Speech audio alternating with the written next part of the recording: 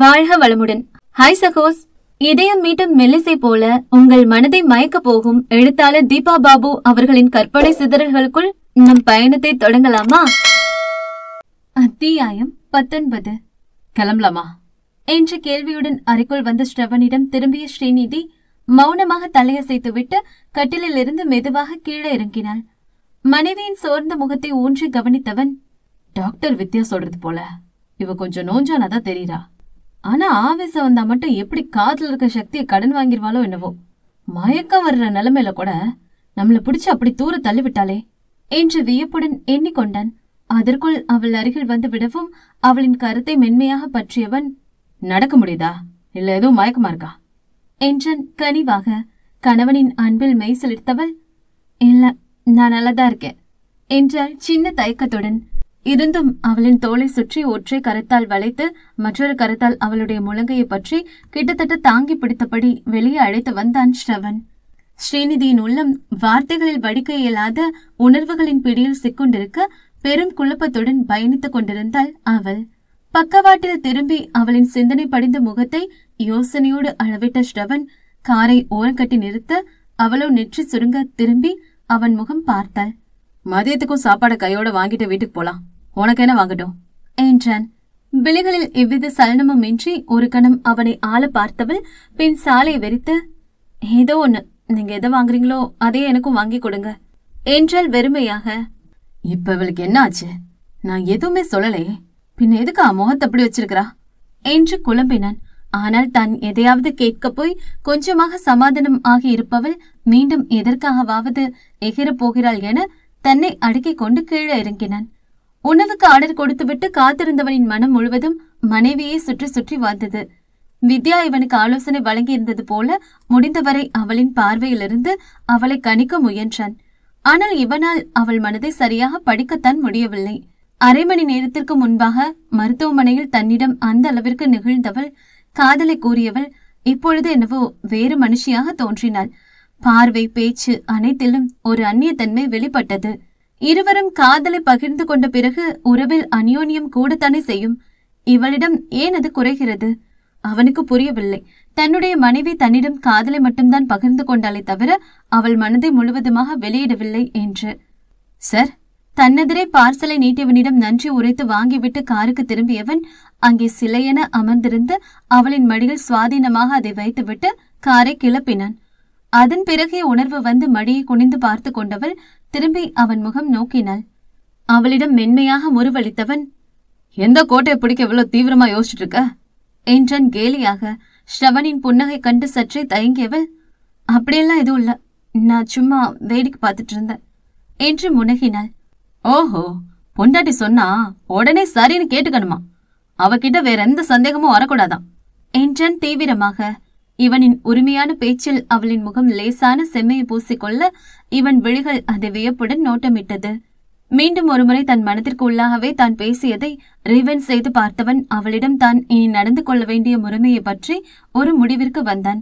ரொம்ப போர் அடிக்குதுல, ஏதாவது சாங்ஸ் போடலாமா? உனக்கு எந்த மாதிரியான சாங்ஸ் பிடிக்கும் என்று வினவியபடி அவளின் வலது உள்ளங்கையை மெதுவாக பற்றினான் ஸ்ரவன். உள்ளே இருப்பவனோ, அடே, இன்னும் 5 நிமிஷத்துல வீடே வந்துருண்டா, அதுக்குள்ள அவ ஒரு பாட்டை சொல்லி நீ அதை வேற போட போறியா? உனக்கே இது ஓவர தெரியல. அவளை தொட்டு பேச இது ஒரு சாக்கு என்று ஓங்கி முழக்கமிட்டது. அக்குரலிற்கு அவன் மானசீகமாக அசடு வழிந்து கொண்டிருக்க அருகில் அமர்ந்திருந்தவளோ என்று சன்னமாக முனகியபடி அவனிடமிருந்த கருத்தை வேகமாக உருவிக்கொண்டாள். ஹே, என்னம்மா என்றான் இவன் பதற்றத்துடன். வலிக்குது என்று கண்கள் கலங்க முகத்தை சுளித்தாள் அவள். பம்பரமென சுழலும் விழிகளால் ஒருமுறை விரைவாக சுற்றிலும் சாலை அலசிவிட்டு காரின் வேகத்தை குறைத்தவன் அவளின் கரத்தை பூ போல ஏந்தி ஆராய்ந்தான். கை வீங்க ஆரம்பித்து விட்டது போல் இருக்கிறது. கை வீங்க ஆரம்பிச்சிருச்சு போல இருக்கு. அதில் பார்வையை பதித்தவள், எங்க? உள்ள நீடில் இருக்கும்போது நீ கண்டபடி கையை அசைக்கும் போதே எனக்கு தெரியும் என்றான் ஸ்ரவன் சின்ன முறைப்புடன். அதன் எதிரொலியாக ஸ்ரீநிதியின் முகம் சுருங்க, நான் என்ன வேணும்னு அசைச்ச என்று உள்ளுக்குள் பொறுமினாள். அதை கவனித்தவன், ஆஹா ஸ்ரவன், மறுபடியும் ட்ராக்க மாத்தாதடா, வண்டி இழுத்து ஒழுங்கா சரியான ரூட்ல விடு என்று தனக்குத்தானே அலர்ட் ஆறுமுகமாக அரைக்கூவல் விடுத்தான். சரி சரி, வீட்டுக்கு போய் ஐஸ் கியூப் வச்சுட்டு 2 மணி நேரத்துக்கு உத்தரம் கொடுத்தா சரியா போயிடும் என்றான் சமாதானமாக. அவளோ அவனை பார்க்க விரும்பாதவள் போல முகத்தை திருப்பிக் கொண்டாள். கடவுளே, இதை நான் எப்படி சமாளிக்கிறது? இவ மேல இருக்க உரிமையில நான் பேசினா இவனமோ நான் அவகிட்ட சண்டை போற மாதிரி எடுத்துக்கிறாளே. என் நேரமும் என் இயல்பை தொலைச்சிட்டு இவளுக்காக பொய் வேஷம் போட்டுக்கிட்டே சுத்தி வர முடியுமா என்ன? தப்பே செய்யாத மனுஷங்க யார் இருக்கிறாங்க? இவ அறியாம ஒரு தப்பு செஞ்சா கூட அதை நான் கண்டிச்சு பேசக்கூடாதுன்னா எப்படி என கவலை அடைந்தான் ஸ்ரவன். அபார்ட்மெண்ட் வளாகத்தில் காரை நிறுத்திய வேகத்திலேயே ஸ்ரீநிதி வேறு வழியை மறந்து பார்சலை தூக்கிவிட்டு அவஸ்தைப்பட போகிறாள் என்று எண்ணி விரைவாக அவள் மடியிலிருந்து அதை எடுத்தான். தன் புறம் கேள்வியாக திரும்பியவளை கவனிக்காது கீழே இறங்கியவன் இவளின் புறம் வந்து கதவை திறக்கவும் இவள் முகம் கனிந்தது. வீட்டிற்குள் நுழைந்ததும் உணவு டப்பாக்களை டேபிளில் வைத்தவன் உடலை நெளித்து கரங்களை உயர்த்தி சோம்பல் முறித்துவிட்டு, சரி ட்ரெஸ் மாத்திட்டு சாப்பிடலாமா? உணர ஆப்போது டைம் என்று அவளிடம் அபிப்பிராயம் கேட்க சிறிது சங்கோச்சத்துடன் சம்மதமாக தலையசைப்பவளை விசித்திரமாக பார்த்துவிட்டு அறைக்கு சென்றான். ஓசையெல்லாம் மெல்லிய பெருமூச்சு ஒன்று வெளியேற்றிவிட்டு வரவேற்பு அறையை ஒட்டி இருந்த வாஷ்ரூமிற்குள் நுழைந்து கொண்டாள் ஸ்ரீநிதி. இவள் வருவதற்குள் உணவு மேஜையில் அமர்ந்திருந்த ஸ்ரவன், சீக்கிரம் போய் மாத்திட்டு வா என்று எதிரே வந்தவளை அறைக்குள் விரட்டினான். உள்ளே வந்து மாற்று உடை எடுத்தவளுக்கோ சட்டென்று மெல்லிய பதற்றம் தொற்றிக் கொண்டது. இடது கையில் இவள் தானாக வழியை இழுத்து விட்டிருக்க வலது கையோ வீக்கமாக இருந்தது. இப்பொழுது எப்படி உடையை மாற்றுவது? புடவை கூட எப்படியாவது சின்ன வழியோடு சமாளித்து விடலாம். ஆனால் பிளவுஸ், கைகளை ரொம்பவும் வளைக்க வேண்டுமே. தவிப்புடன் பலமுறை யோசித்தும் மாற்று வழி புலப்படாததால் இதே புடவையுடன் இருந்துவிடலாம் என்று வெறுப்பாக முடிவெடுத்தாள் ஸ்ரீநிதி. முதல் நாள் வீட்டில் உறவினர்கள் நிறைந்திருக்கவும் காலையில் நேரமாக எழுந்து குளித்தது வேறு இப்பொழுது கசகசவென்று இருப்பது போல தோன்றியது. ஸ்ரீநிதி, இன்னும் என்ன செஞ்சிட்டு இருக்க? ஆ வர என்று வேகமாக வெளியே வந்தாள். அவளை ஏற இறங்க பார்த்த ஸ்ரவன், இவ்வளவு நேரமா உள்ள என்ன செஞ்ச? அப்படியே வர என்றான் புரியாமல். ஒரு கணம் திருத்திருவென்று விழித்தவள், அது எனக்கு ரொம்ப பசிக்குது, சாப்பிட்டுட்டு மாத்திக்கிறேன் என்று வேகமாக மொழிந்து அவன் எதிரே சென்று உணவருந்த அமர்ந்தாள். அவள் தன்னிடம் எதையோ மறைப்பதாக சந்தேகித்தவன் அவளை ஆராயும் பார்வை பார்த்தான். அவன் பார்வையில் தடுமாறியவள் விழிகளை திருப்பி உணவை எடுக்க முயல அவனோ அதை தன் பக்கமாக இழுத்து கொண்டான். என்ன? நீ முதல்ல எனக்கு குளிச்சியா? ஐயோ, அசிங்கமா இருக்கே. இல்ல என்றவளால் தன் சுத்தமாக இல்லை என்கின்ற உணர்வில் அவன் முகத்தை நிமிர்ந்து பார்க்க முடியவில்லை. அவனின் மூளையோ இவளுக்கு உடை மாற்றுவதில் ஏதோ பிரச்சனை, நம்மிடம் சொல்லாமல் மறைக்கிறாள் என கணக்கிட்டது. என வேண்டுமென்றே முகத்தை சுளித்தவன், ஓடி போய் சீக்கிரம் ட்ரெஸ் மாத்திட்டு வந்தாதான் உனக்கு சாப்பாடு என்று கிடுக்குப்பிடி போட்டான். ஸ்ரீநிதிக்கோ இயலாமையால் கோபம் வர, எனக்கு சாப்பாடு வேண்டாம் என்று வேகமாக எழுந்தாள். மனைவியின் கோபத்தை சுலபமாக சமாளிக்கும் முறையை கண்டறிந்துவிட்ட கணவனோ அசராது எழுந்து அவளை பின்தொடர்ந்தான். இப்ப எதுக்கு என் பின்னாலே வரீங்க? ஒரு சந்தேகம் கேட்கத்தான். ஏதாவது எடக்கு மடக்காக தான் கேட்க போகின்றான் என இவள் உள்ளுணர்வு அலற கவனமாக அவன் முகத்தை பார்த்தாள். எப்படி நேத்து காலையில இருந்து ஒரே ட்ரெஸ்ல இருக்க? பா, என்னாலெல்லாம் முடியாது. சாயங்காலம் ஆபீஸ் முடிச்சு வரணும் இல்லையோ முதல்ல நைட் ட்ரெஸ்ஸ மாத்திடுவேன். ஆண்டவா, இவரோட அலும்பு தாங்க முடியலையே. தயவு செஞ்சு இவரை சமாளிக்க எனக்கு ஏதாவது ஒரு வழி காட்டு என்று அவரிடம் தவிப்புடன் முறையிட்டாள் ஸ்ரீநிதி. மனைவியின் திணறலை கவனித்தபடி அருகில் நெருங்கியவன், வேர்வனாத்த தாங்க முடியல, ரொம்ப வருது, பக்கத்துல வர முடியாது போல இருக்குதே என்று மேலும் அவளை சீண்டினான். ஏற்கனவே தான் இருக்கும் நிலையை எண்ணி அருவருப்பில் குமைந்து கொண்டிருந்தவள் அவனுடைய சீண்டலால் இன்னும் தூண்டப்பட்டு ரொம்பவும் கசகசவென்று உணர்ந்தாள். உங்களை யாரும் பக்கத்துல வர சொல்ல என்றால் உடனே வெடுக்கென்று. அதையே நீ சொல்ற? அப்படியெல்லாம் சொல்லக்கூடாது. உனக்கு அந்த உரிமையே இல்ல. என் பொண்டாட்டி பக்கத்துல எனக்கு எப்பனாலும் இருக்கணும்னு தோணலாம். நான் அவ பக்கத்துல வருவேன் ஏன்னா அவள் உடலை உரசும் அளவிற்கு ஸ்ரவன் நெருங்கி நிற்க எகிரும் இதய துடிப்பை அடக்கி பின்னால் நகர்ந்தபடி, இவனிடம் மறைப்பதால் நாம் தான் கேவலப்படுகிறோம் என்பதை தாமதமாக உணர்ந்த ஸ்ரீநிதி மெதுவாக தன் பிரச்சனையை வெளியிட்டாள். யோசனையோடு குனிந்து அவளின் இரு கரங்களையும் நோட்ட விட்டவன் அதே நேரத்தில் நிமிர்ந்து, லூசாடி நீ என்றான்.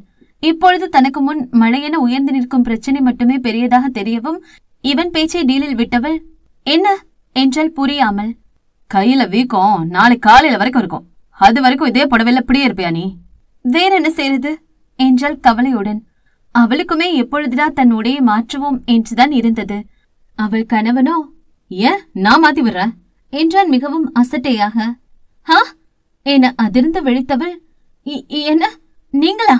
என்ன விளையாடுறீங்களா என்றவள் கோபமாகத்தான் பேச முயன்றாள்.